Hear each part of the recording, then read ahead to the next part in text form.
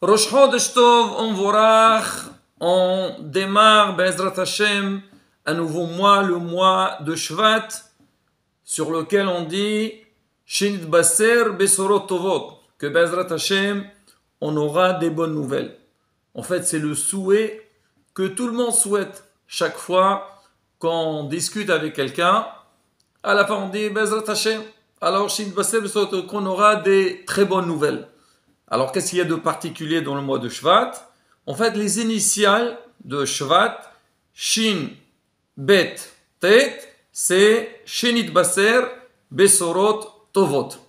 Alors, Bémet, pourquoi on dit ça seulement sur le mois de Shvat? C'est vrai, les initiales, on a dit, mais le contexte de ce mois-ci, il est aussi propice, Be'ezrat Hashem, pour des bonnes nouvelles. On le voit au niveau de la paracha, les parachutes qu'on est en train de lire, et aussi par rapport au mois Be'ezrat Hashem qui viennent.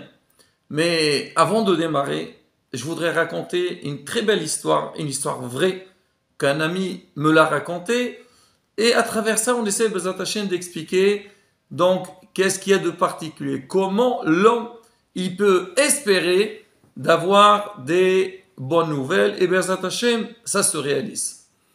Alors il s'agit d'une personne que Baruch Hashem, Shomer Torah ou Mitzvot, il fait, Baruch Hashem, un bon juif, mais lui, à un moment donné, dans une histoire qui s'est passée il y a quelques années, il a voulu se renforcer dans Avodat Hashem. Et c'est ça, Bémet, le tachlit, le but de chacun. L'homme, il ne doit pas se dire, ça va, je suis bien. Beaucoup de fois, on voit des gens qui disent, qu'est-ce qu'il y a? Qu'est-ce que j'ai de mal? C'est vrai, pour le moment, tu es très bien, on espère que tu continues comme ça, mais il faut toujours avancer dans la vie. De la même manière que dans les affaires ou dans n'importe quel domaine, l'homme, il veut progresser, il veut avancer. Pareil aussi dans Avodat Hashem. Et le travail ne finira jamais. Il ne faut jamais se dire, oh là là, se désespérer, moi j'ai pas fait grand chose. Baruch Hashem. Hashem, il est content de tout ce qu'on fait, mais Hashem, il attend toujours de nous qu'on avance et on s'approche à lui. Quand c'est marqué, il faut être d'avek Bashem. Il faut se coller à Kadosh Baruch Hu. Donc, notre ami, alors lui, il avait pris une décision que toutes les prières, il les fera Béminyan. C'est-à-dire quoi Béminyan? C'est prier en groupe. On sait que nous, à Israël, on a 3 prières tous les jours, le matin, l'après-midi et le soir. Le Shabbat, il y a 4 prières. Maintenant, on dit, les prières, c'est bien qu'elles se déroulent avec 10 personnes, avec Minyan. Il y a les Qaddishim, il y a la Hazara, il y a pas mal de choses. Il y a des gens qui prient à la maison. C'est vrai, c'est déjà pas mal, mais il faut s'efforcer, faire les efforts nécessaires pour prier Béminyan. Et c'est marqué, une prière qui est Béminyan n'est pas du tout la même quand si quelqu'un il prie tout seul. On prie tout seul quand on est dans le cas de force majeure. Mais sinon, on doit nous efforcer de prier Béminyan. Et notre ami, il a compris que prier à la synagogue, avec minimum 10 personnes, sa prière sera différente. Et il espère que Be'ezrat Hashem, donc il aura plus de, comment dire, Hashem exauce plus ses prières. Et Baruch Hashem, Baruch Omer Ve'oseh, tout le temps, Shaharit Minhay Arvit, toujours à la synagogue, il fait tout pour prier Béminyan. Une fois, c'est quelqu'un qui est Baruch Hashem dans les affaires. Une fois, il avait besoin de fixer un rendez-vous avec une personne importante qui, logiquement, il doit lui donner donc une très bonne opportunité dans son travail. Mais ça, c'est pas toujours évident parce qu'il a pas mal de concurrents, d'autres personnes, qu'eux aussi, ils attendent cette faveur-là. Et on lui a fixé un rendez-vous, c'était l'après-midi, mais un peu au moment de la prière de Minha. On sait que Minha, on peut commencer déjà après Hatzot Hayom jusqu'au coucher du soleil. Lui, il était content qu'il a pu avoir ce rendez-vous, mais d'un autre côté, il a pensé à la tfila de Minha. Il a regardé l'endroit donc du rendez-vous, il a dit Baruch Hashem. À côté, il y a une synagogue, il y a un Beit Chabad, il ira au rendez-vous et en même temps, donc il ira faire la prière.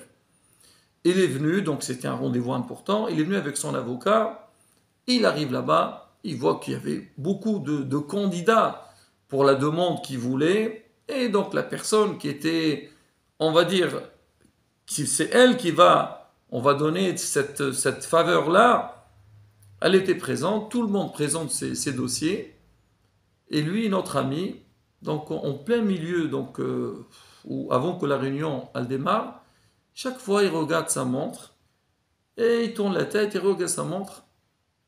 Alors donc le responsable, donc, il lui a dit, dites-moi monsieur, je sens que vous êtes un petit peu stressé, qu'est-ce qui se passe? Il lui a dit, écoutez, je vous dis la vérité, moi maintenant, à cette heure-ci, j'ai besoin de faire ma prière et je suis un petit peu embêté. C'est vrai, je sais que le rendez-vous est très important, il y a du monde, mais j'ai l'habitude de prier, donc pas l'habitude, donc selon notre religion, on doit faire la prière et il y a une synagogue à côté, je dois aller prier. Alors il lui dit, ah bon, vous allez faire une prière? Il dit oui. Il lui dit, dites-moi, est-ce que dans la prière où vous allez prier, on fait une prière pour les morts? Il lui a dit, bien sûr. On sait que nous, dans les tfilotes, il y a toujours le Kaddish, donc pour les niftarim, les gens qui nous ont quittés. Il a dit, je peux venir avec toi? Il a dit, mais bien sûr, avec plaisir. Il va avec lui, ils finissent la prière de Minha. Donc lui a dit, bon, j'ai fait Minha, bon, Arvit, je pourrais faire plus tard. Et donc le monsieur qui était avec lui lui a dit, c'est fini la prière? Il a dit, bah, écoutez, la prière de l'après-midi elle est finie, mais encore une autre prière, et les gens vont aller sont là. Il a dit, mais dans cette autre prière, il y a une prière pour les morts ou pas? Il a dit, oui, bien sûr, bien sûr. Il a dit, ah, est-ce que vous voulez? Et alors on reste ensemble, on finit. Et ils ont fini Arvit ensemble. À quoi ils ont fini? Alors le monsieur qui était venu avec lui, en fait le responsable, il était très très ému. Il dit, qu'est-ce qui se passe? Il a dit, écoutez, lui, ce monsieur, il a perdu son père depuis des dizaines d'années. Il lui a dit, depuis la mort de son père, il n'a même pas fait un kaddish pour son père, une prière pour son père. Aujourd'hui qu'il est venu avec lui, et donc il a assisté aux deux prières, ça lui a permis donc de faire ses prières pour son père, et donc il est retourné un petit peu dans son passé vis-à-vis de son père, et il a commencé pratiquement à pleurer pour le service qu'il lui a fait. Très bien, il était content, il dit Baruch Hashem, bon, j'ai pu faire Minhay Arvit. Donc ce responsable, il était content, ils sont repartis ensemble, donc à la réunion, ils arrivent là-bas, ils trouvent tout le monde qui est en train d'attendre. L'avocat de notre ami, il était là, il était étonné, il dit c'est quoi ce courage? Ils sont tous installés. Alors, il allait démarrer la réunion, et donc il y avait beaucoup de dossiers, parce que toutes les personnes qui sont venues, chacun, il avait une demande, il attendait donc cette faveur, cette permission pour pouvoir faire leur projet. Alors le responsable, il dit à son secrétaire, il dit, dis-moi s'il te plaît, tu peux me sortir le dossier de cette personne avec qui il est parti faire la prière? Il lui donne, il dit, écoutez, lui, il passe avant tout le monde. Je commence par son dossier à lui, après on traitera les autres dossiers. Et là, notre ami, il était tellement touché, il a dit, regardez, Baruch Hashem, je me suis donné pour Akadosh Baruch Hu. J'ai tenu ma parole et j'ai dit, il faut que je prie tous les jours Béminyan. Et même, il savait très bien qu'il aurait raté un rendez-vous très important. Il avait peut-être une opportunité de développer ses affaires, mais il a dit non. La prière, elle passe avant, et comme Akadosh Baruch Hu, il l'a aidé. Pourquoi je raconte cette histoire, Rabotai? C'est vrai, je ne parle pas de l'importance du Kaddish. Bon, c'est vrai, l'importance de la prière béminienne. Mais je raconte ça pour que nous, à Israël, on doit comprendre et être convaincus de la émouna qu'on doit avoir vis-à-vis d'Akadosh Baruch. Un homme qui a la émouna, il a la foi en Hachem. Il dit Hachem, c'est lui qui décide, c'est lui qui fait tout. Rien ne peut le bouger et aucun obstacle ne peut le bloquer. Pourquoi? Parce que même s'il y a des obstacles, Akadosh Baruch il est plus fort que tout, il peut tout arranger. Toute la question est quoi? La question est comment moi je vois les choses et comment moi je ressens les choses. Et qu'est-ce que je m'attends moi d'Akadosh Baruch? Si je mets dans ma tête que c'est Hachem qui décide, c'est lui qui donne, et c'est lui qui décide pour tout, la Bezrat Hachem, même les choses les plus compliquées, les choses les plus difficiles, ils peuvent s'ouvrir et toutes les portes s'ouvrent. Et justement, quand on parle ce mois de Shvat, si on regarde bien, donc déjà au niveau un peu du paysage, au niveau du temps, au niveau du climat, là déjà le mois de Shvat, on sait qu'il y a la fête de Tou Bishvat. Ah, c'est quoi la fête de Tou Bishvat? C'est vrai, la fête Rosh Hashanah la fête des arbres. Il y a quelque chose qui va changer. Déjà, la journée devient plus longue. Il y a plus de joie à l'extérieur. Il fait meilleur. C'est vrai, il fait encore froid, mais il fait meilleur. On va voir maintenant les arbres qui commencent à bourgeonner, la verdure qui va un petit peu s'étaler donc autour de nous. Et ça donne de l'espoir. Ça donne à la personne, elle commence à respirer. Le mois de Shvat, il précède le mois de Hadar. Qu'est-ce qu'il y a eu dans le mois de Hadar? Le mois de Hadar, il y a eu le grand miracle avec Mordechai et Esther. Comment Aman Arasha, il voulait Hazve Shalom exterminer le peuple d'Israël. Vena Afuchu. Akadosh Baruch, il a tout transformé. Et c'était, donc on fait la fête de Purim, la fête la plus joyeuse de tout le long de l'année. Alors que c'était une journée, alors allez-nous, elle devait être une journée obscure pour Hazve Shalom, pour l'Armée Israël. Kadosh Baruch Hu l'a transformé, Me'aron les Simha. Après le mois de Hadar, il y a le mois de Nissan. Qu'est-ce qu'il y a le mois de Nissan? Le mois de miracle. On a eu la sortie d'Égypte. Comment après un grand esclavage, Am Israël, il est sorti et Baruch Hashem est devenu le peuple élu. Il est devenu une grande indépendance. Et c'est ça, Rabotai. Quand on dit va démarrer ce mois de Shvat, c'est vrai, chez Basel, Besorotovot, il faut être convaincu depuis le début du mois. Alors, c'est les initiales de ce mois, c'est Shinit Basel, qu'on va nous annoncer des bonnes nouvelles. Il faut être convaincu de ça. On aura des bonnes nouvelles.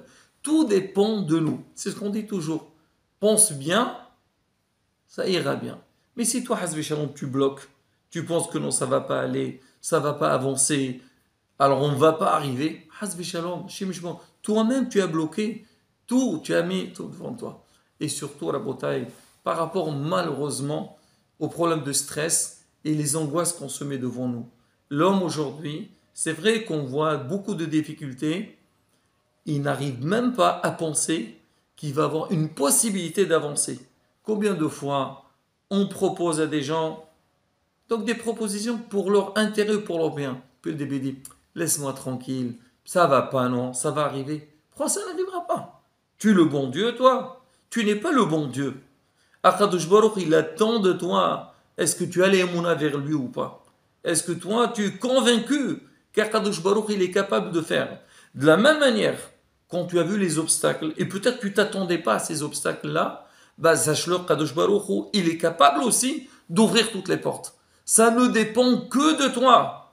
Et ça, Rabotai, donc c'est une idée qu'on doit nous inculquer dans notre tête. Il faut partir toujours, comme on dit, celui qui part gagnant, Be'ezrat Hashem, il gagnera. Mais si toi, tu pars déjà perdant depuis le début, bah, qu'est-ce que tu veux qu'on te dise? Alors, tu ne vas pas être déçu à la fin qu'il n'y aura rien du tout. Et Be'ezrat Hashem, on va être mithazer, surtout le jour de Rosh Chodesh. Vous savez que le jour de Rosh Chodesh, il est considéré comme un jour de fête. On le dit dans la Tfila. C'est un moment de pardon. On n'attend pas le jour de Kippour pour qu'Hachem nous pardonne. Déjà le jour de Rosh Chodesh. Mais quand est-ce qu'on a le pardon? Quand nous-mêmes, on est convaincu que Bezrat Hachem, il va nous faire le bien. Hachem, il est derrière nous. Hachem, il nous aide. Et Bezrat Hachem, quand on part avec ce principe et on a ce courage, on a cette émouna, Bezrat Hachem, on aura tout ce qu'on a besoin. Que, comme on dit, que tous nos bons souhaits se réaliseront. Venit baser besorot tovot b'mehera b'yameinu. Amen. Ken yerason.